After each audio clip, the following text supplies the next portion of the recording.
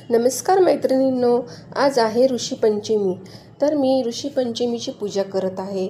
मी सप्त ऋषी मांडले आहेत वाळूचे आणि एक अरुंधती माता आणि गणपती म्हणून सुपारी मांडली आहे. तर चला करूया आपण पूजेची सुरुवात. तर मी खाली थोडे अक्षदा आणि मग त्यावर सुपारी ठेवली गणपती बाप्पा.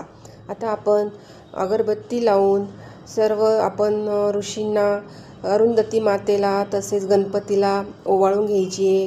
गणपतीचं पूजन करते मी. हळदी कुंकू अक्षदा मग नमस्कार करते. आता आपण ऋषींना थोडेसे फुलांनी पाणी शिंपडून घ्यायचे, अरुंधती मातेला पण. आणि त्यानंतर मी त्यांना जानवं, गणपती बाप्पांना जानवं आणि सप्त ऋषींना वस्त्र, कापसाचे वस्त्र अर्पण करत आहे आणि अरुंधती मातेलाही.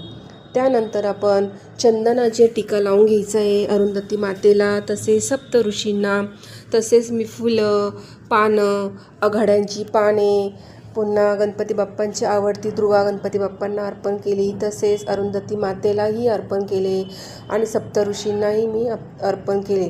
आता धूप दीप ओवाळून त्यांना आपण नैवेद्य पण अर्पण करूया. नैवेद्य म्हणून मी बदामाचा आणि तसेच पंचामृताचा नैवेद्य अर्पण करत आहे. सप्त ऋषींना नमस्कार केला आहे. माझ्याकडनं काही चुकलं असेल तर मला माफ करा. आणि त्यानंतर मी कहाणी आणि आरती केली, गणपती बाप्पांची आरती आणि ऋषीपंचमीची आरती केली. त्यानंतर अशा प्रकारे माझी संपूर्ण पूजा पूर्ण झाली.